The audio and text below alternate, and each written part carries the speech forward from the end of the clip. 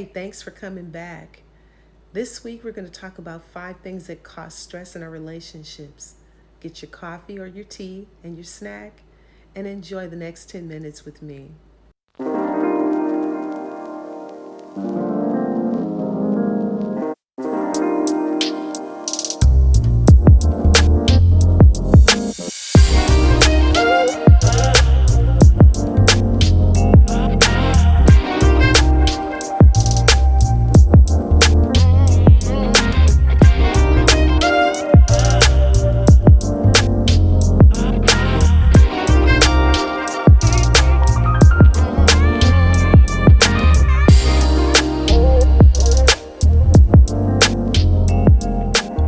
Hi, it's Kim, and I'm back for another week of 10-minute tips for your relationships. 10 minutes. Well, the first thing I want us to do is just take a deep breath. Yeah.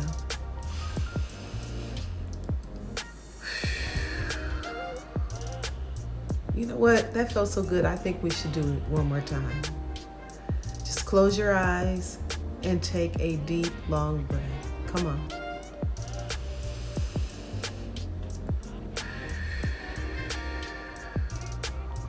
Just let out some of that stress from everything that's going on. You know, we've been dealing with a lot in the last, 3 months? We started in March with the whole stay at home, safer at home order, because we were on the cuspice of a pandemic, and now, we went full throttle into this pandemic, and we watched loved ones pass away, and it was a lot that we endured during this time. And now we're dealing with the death of a brother at the hands of a cop one more time. And so that's very, very stressful for a lot of us. Brings up a lot. So today I want to talk to us as couples, as people, about things that cause stress in our relationships. And, of course, there are many things that could bring on stress in a relationship. But today, I just want to focus on 5 things. Just 5 things. Number 1, during this time, especially during this time, finances. Finances. Yes. Finances can be really difficult right now. You think about it. If we've been used to 2 paychecks coming in and now one of us has been laid off or both, that brings on a lot of stress when you're not able to meet your obligations, when you're not able to pay your bills. Well, thank God that we're able to put some things off as far as payments are concerned. But yet, some of us are thinking in the back of our minds, yeah, after all this is over, I still have to pay those bills. So finances. Finances can make or break a marriage sometimes. Finances is really one of the major things that cause people to break up or cause huge issues in a relationship. So finances. Number 2, we love them. They're beautiful. They're our creations, but our children, yes, our children can cause stress. And especially now, I like to tell people this thing my grandmother used to say to me years ago, and I didn't get it then, but I get it now. And when I was a young mom, she used to say, I used to say, I can't wait till my kids grow up, Grandma. I can't wait till they get up and grow up and get grown and on their own. And she would say, She said, when you first have your children, they're in your arms, then they are on your lap, they grow more, they're at your knee.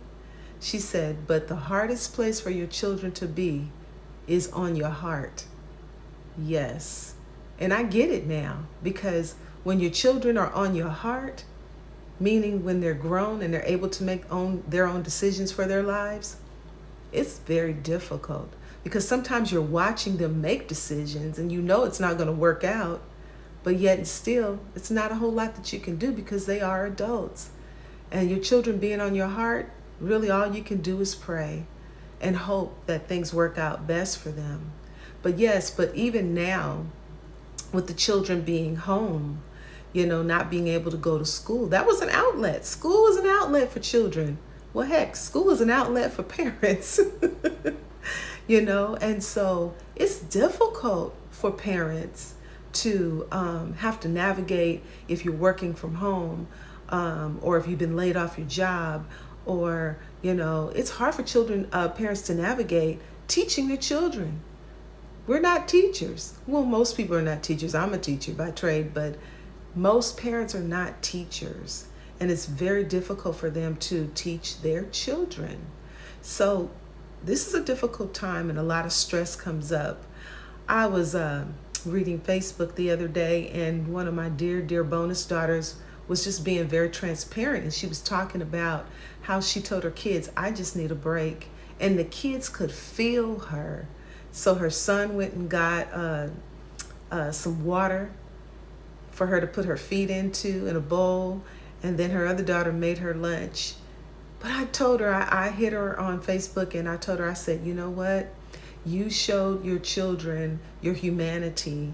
You were vulnerable with them. So they responded to your vulnerability by all the beautiful things that you put inside of them. And even though sometimes they're kind of like going a little crazy because they're locked up in the house, we still have to trust those things that we're placing inside of them. But you know what? Because our kids are home and they're a little stressed out too, we need to figure out things to do with the kids that cause them to be calm.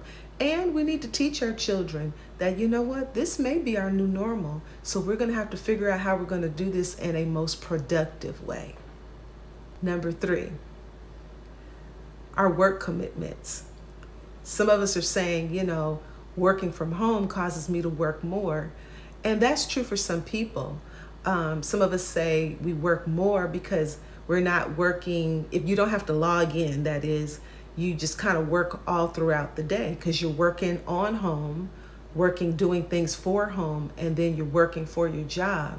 So it kind of puts you in a work mode all day long. So sometimes those work commitments can be a little stressful, trying to navigate working and cooking dinner and washing clothes and cleaning up and doing all those things, especially for young moms who have children. It can get a little stressful.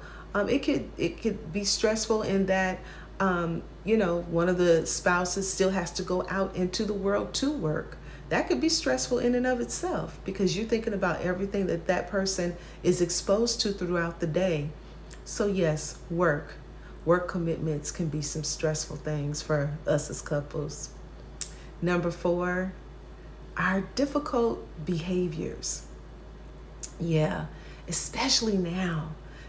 Some of us just have difficult attitudes, some adjustments we need to make in those areas.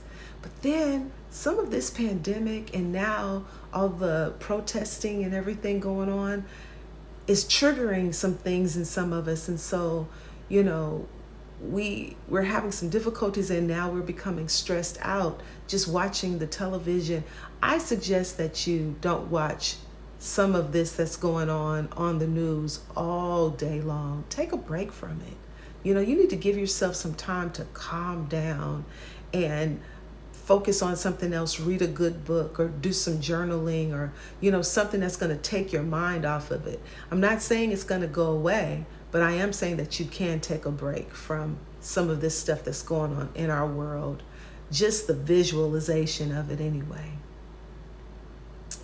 And number 5, just changes.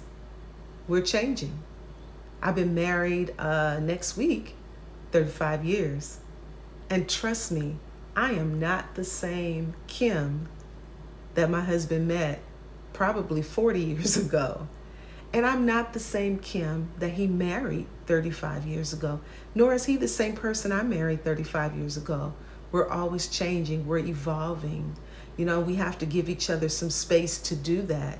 Another thing is the pandemic and all of this that's going on in our world right now, it's changing the way we're doing things. It's changing the way we have to navigate our daily steps and how we have to go in and out of the world.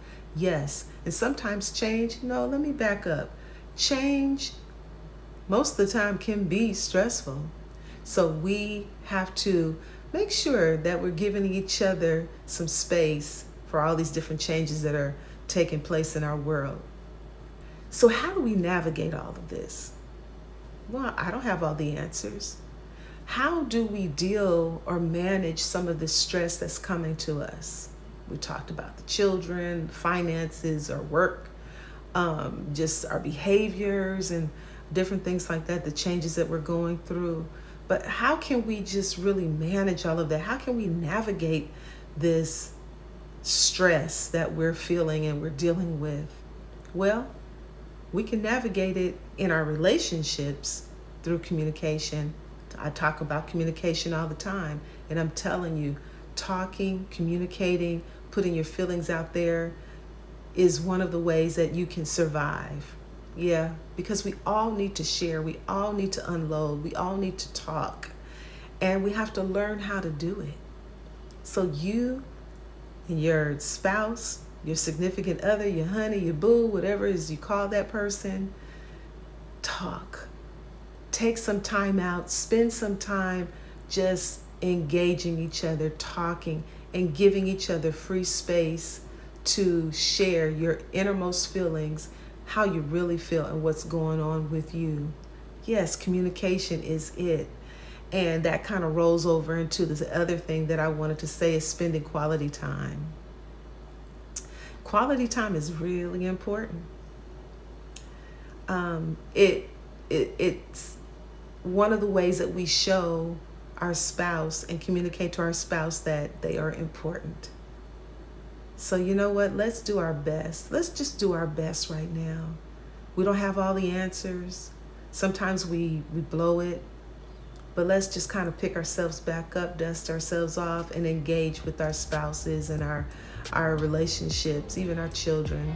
Let's try it another day. These are my 10-minute tips. You take care and you stay safe.